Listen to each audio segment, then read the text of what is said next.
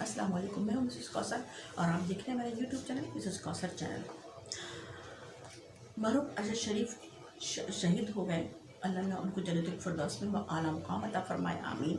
انا للہ و انا الیہ راجعون۔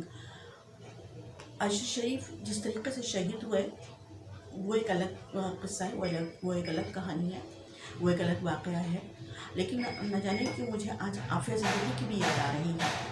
وہ بھی دیار غیر میں، یہ بھی دیار غیر میں تھے۔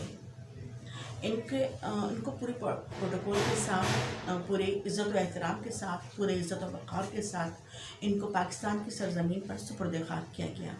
لیکن ہمیں یہ نہیں معلوم کہ عافیہ صدیقی کس حال میں ہیں اور اس دنیا میں ہیں بھی یا نہیں۔ چھوٹی سی کہیں کسی سوشل میڈیا پر میں نے ایک خبر پڑھی تھی کہ عافیہ صدیقی کو، جن کو امریکہ کی عدالت نے اور دنیا کی عدالت نے 80 سال کی سزا سنائی تھی، ان کا انتقال ہو گیا۔ لیکن کیا ان کے میت، ان کی ڈیڈ باڈی پاکستان آئی یا وہیں دفن کر دی گئی؟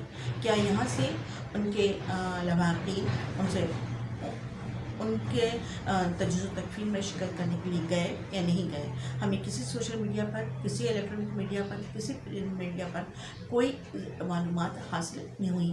وہ بھی قوم کی بیٹی تھیں اور ان کا بھی تعلق ملک پاکستان سے تھا، پڑھی لکھی خاتون تھی۔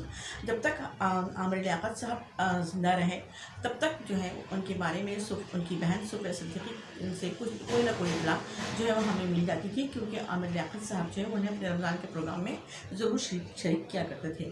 لیکن نہ اس سال عامر لیاقت کو وہ پروگرام مل سکا رمضان کا، اور نہ ہی ان کی زندگی نے اتنی مہلت دی۔